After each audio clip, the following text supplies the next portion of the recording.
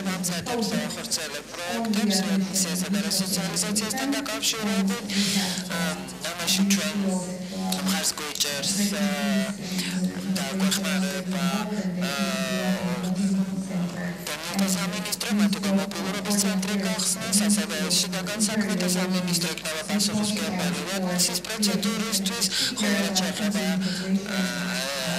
რეინტეგრაციას მობილურობის ცენტრი იქნება ამის სათავეში. ჩვენ მართავთ ტრეინინგ პროგრამებს, სამრჩეველ ემსახურებას, თავს დონორები, რომლებიცაც სურთ თავს წვლილი შეიტანონ რესოციალიზაციაში და ეს არის ყოველდღიური საქმიანობა, ეს არის ის საქმიანობა, რომელიც მოყვება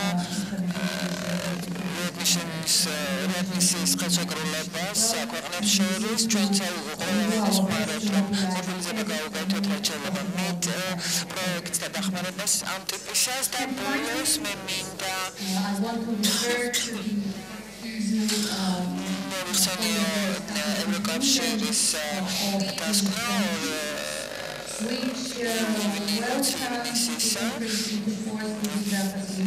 რომელიც ეხება საქართველოსთან რესოციალიზაციის ხელშეკრულებას და მის ლიბერალიზაციის, ასევე მოლდოვას და უკრაინის გეგმები განვიხილოთ, ვიზა ლიბერალიზაციის გამოვიყენეთ ეს როგორც სასარგებლო მოდელი, მაგრამ გავითვალისწინოთ სპეციფიკა ყველა ქვეყნისა და შესაბამისი ესეთი დასკვნები გავაკეთოთ. მე დიდი იმედი მაქვს, რომ შემდეგი პარტნიორი ქვეყანა იქნება საქართველო, რომელიც დაიწყებს დიალოგს ევროკავშირთან მომავალში ვიზის ლიბერალიზაციასთან დაკავშირებით. დიდი მადლობა.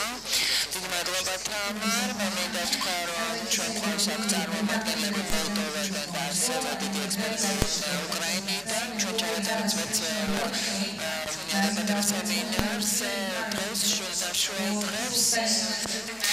იმ მათთვის ვინც არც ერთ სამუშაო ჯგუფში არ ჩაწერილა, ძალიან ვურჩევ, რომ ამ ჯგუფში ჩაეწეროს, ამ ჯგუფში მუშაობაში მიიღოს მონაწილეობა, იმიტომ რომ ეს აქ მონაწილეობენ სწორედ ის ქვეყნები, რომლებიც გარკვეულწილად მოდელებად ითვლება.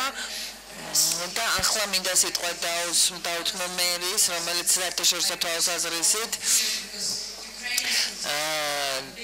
ისაუბრებს, იმიტომ რომ უკრაინა ითვლებოდა დიდ რისკად, არის თუ არა საქართველოს რისკი მიგრაციის თვალსაზრისით. დიდი მადლობა, რომ მომეცილაშვალება, რომ დღეს ვისაუბროთ, დიდი მადლობა, რომ დამიშვა შეკითხვა, ჩემთვის დიდი სიამოვნება და დიდი პატივი ამ კონფერენციაში მონაწილეობა. ვიზის გამარტივება ძალიან ახლოს არის იმ საკითხებთან, მე მუშაობ მიგრაციის საკითხების იმ ქვეყნებში, რომლებიც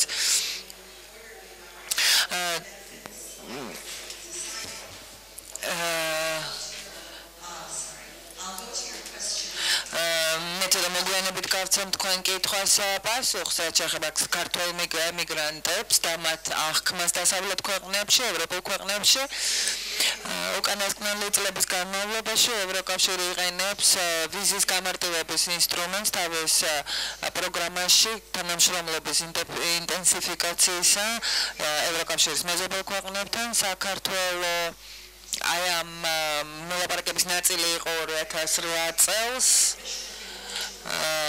რა თქმა უნდა, რედმისის ხელშეკრულებას მოაწერა ხელი, რომელიც ამ პაკეტის ნაწილია. ეს მიუთითებს საქართველოს ინტერესს გააუმჯობესოს პარტნიორობა და თანამშრომლობა ევროპულ პარტნიორებთან.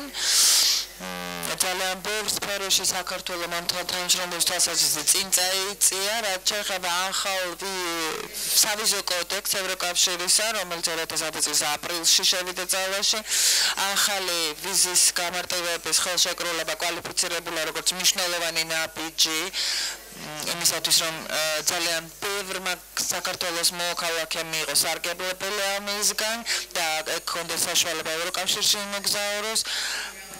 ისეთი მიზნებისთვის, როგორც არის ნათესავების მონახულება, სწავლება, სამოქალაქო საზოგადოების ინიციატივები, კულტურული მოვლენები და ასე შემდეგ. ამავე დროს ჩვენ ასევე მოსმენია ისეთი სკეპტიკური კომენტარები, რომლებიც ამბობენ, რომ ვიზის გამარტივების ინსტრუმენტი არ შეცვლის მნიშვნელოვნად არაფერს იმ მოქალაქეებისთვის, რომლებისთვისაც ადრე ვიზის მიღება იყო რთული და მათ იგივე სირთულეები ელით წინ ვიზის მიღების თვალსაზრისით. იქ საუბარია ალბათ იმ მოქალაქეებზე. ანუ იმათთვის ვის იღებს ვიზას, ვისთვისაც ვინც შესულია აი ამ ჩამონათვალში, ვიზის მოლოდინის პერიოდი უფრო მოკლე იქნება და რა თქმა უნდა განმარტივდება თვითონ პროცედურა. ამ კონცეფციის გათვალისწინებით არსებობს გარკვეული დაკვირვებები, რომლებიც აი სწორედ აი საქართველოს შემთხვევაში ვიზის გამარტივებას ეხება. მონიტორინგი ძალიან მნიშვნელოვანი ინსტრუმენტი იქნება იმისათვის, რომ მოხდეს აი ამ ხელშეკრულების დანერგვა საქართველოში და გატარება და შეთანხმების ორივე მხარემ აქტიური მონაწილეობა მიიღოს. სამოქალაქო საზოგადოების როლი ძალიან მნიშვნელოვანია ამ კონტექსტში, იმიტომ რომ მათ უნდა განახორციელონ კვლევები შენგენის ვიზების აპლიკანტებს შორის. მე ძალიან მაინტერესებს ამ დისკუსიების შედეგები, დისკუსიების რომლებიც გაიმართა აი ამ ხელშეკრულებასთან დაკავშირებით და მე მინდა თქვენი ყურადღება მივაქციო ორ ანგარიშს. ეს არის მონიტორინგის ანგარიში, რომელიც განხორციელდა ევროკავშირის სახელმწიფოებში. პირველ სახელმწიფოებში, რომლებმაც ეს ხელშეკრულებაში მონაწილეობა მიიღეს და ასევე სხვა კონტექსტში გზის რუკისა, გზის გეგმისა.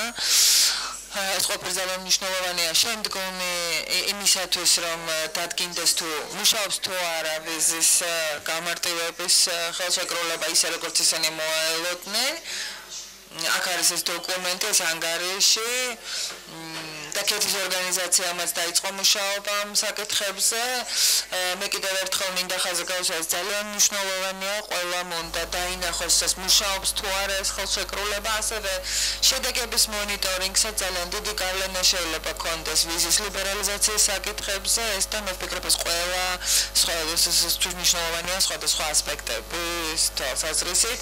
მონიტორინგის პროცესის ძირითადი საკითხი არის ვიზის გამარტივების ხელმისაწვდომობა, რომ საკმარისად თავისუფალი იყოს და არ იყოს წინააღმდეგობები.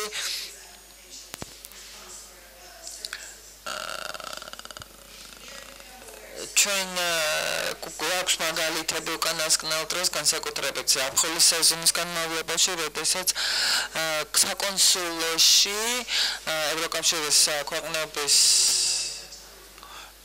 ზოგიერთ საკონსულოში თვეზე მეტი უწევდათ ლოდინი. საკითხი დგას ისე შესაბამება თუ არა ეს ყველაფერი ვიზის გამარტივების არსს.